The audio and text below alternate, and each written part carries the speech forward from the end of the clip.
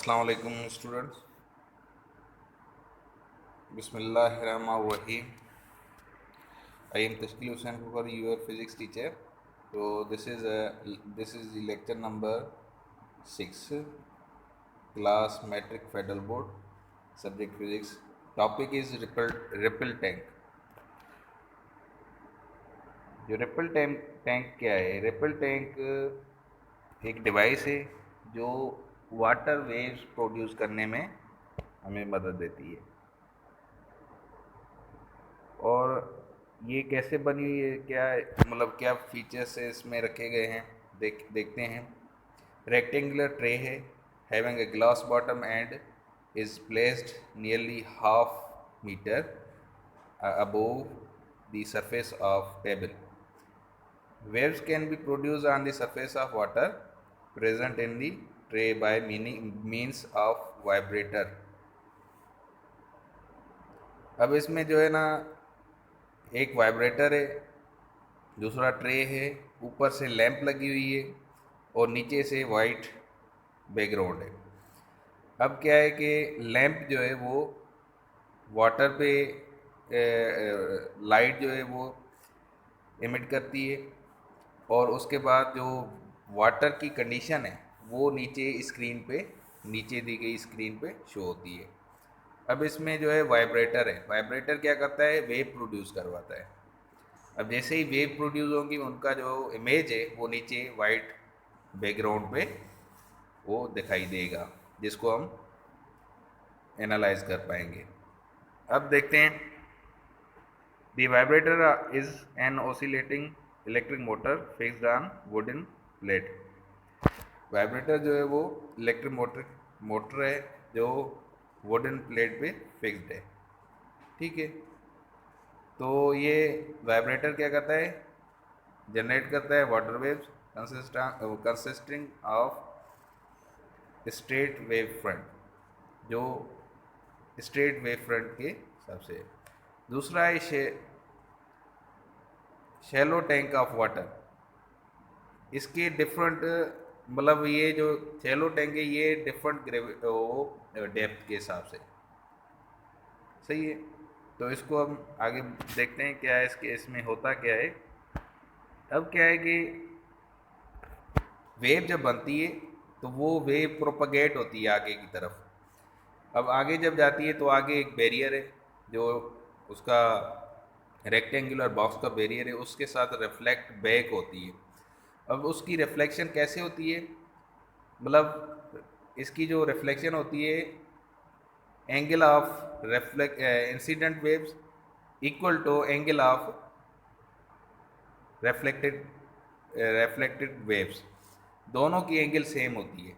जैसे picture number A में दिया गया, फिगर नंबर ए में इंसिडेंट वेव जो है वो रेड एरो को शो कर रही है और उसके बाद एंगल ऑफ रिफ्लेक्टेड वेव जो है वो ऊपर की तरफ है और नॉर्मल बैरियर जो है वो यूं है। तो ये इसमें इस तरीके से ये रिफ्लेक्ट बैक होती है। The speed of wave in water depth on the depth of water. Speed of water wave जो है वो डेप्थ ऑफ डिपेंड्स करती है डेप्थ ऑफ वाटर पे। If a block is submerged in the ripple tank, the depth of water in the tank will be shallower over the block than elsewhere.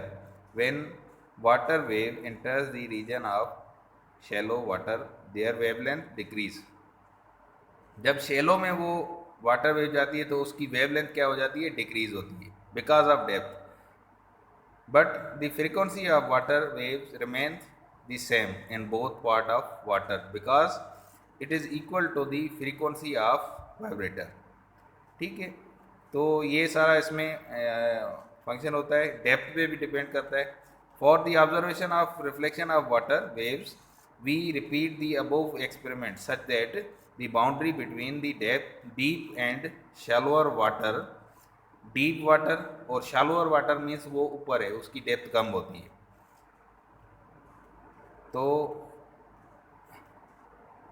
Now we will observe that addition to change in wavelength, the wave change their direction of propagation as well. Wave भी change होगी और direction भी उसका change होगा. Note that the direction of propagation is always normal to the wave front. जो direction of propagation है वो normal to the wave front है. This change of path of water wave while passing from a region of deep water to that of shallower one is called reflection, which is defined as. उसको कैसे define करेंगे देखें. Wave when a wave from one medium enters into the second medium at same angle, its direction of travel change. जब wave जो है वो एक medium से दूसरे मीडियम में इंटर होती है तो उसका जो है डायरेक्शन जो है ना वो चेंज होता है. Now we observe phenomena of diffraction of water waves. अब इसमें डिफ्रैक्शन भी होती है. डिफ्रैक्शन कैसे होती है? General straight waves in ripple tank is place two obstacles in the line in such a way that separation between them is equal to the wavelength of water waves. Ripple tank में जो है wave generate straight wave generate होती है ripple tank में और वो two obstacles in line such a way separation between them. और वो एक वेव जो है वो एक लाइन मतलब एक लाइन है आगे, उसमें से एक थोड़ी सी जगह है, उसमें से जो वेव पास करती है तो वो आगे जो है ना वेव फ्रंट बनता है. After passing a small short between two obstacles the wave will separate in every direction and change into almost semi circular. वो चेंज हो जाती है सेमी सर्कुलर के हिसाब से पैटर्न में. Diffraction of wave can only observe clearly if the size of obstacles is comparable with the wavelength of wave. ये हम उस दोनों को कंपेयर कर सकते हैं इसी हिसाब से. Show the diffraction of waves while passing through a slit.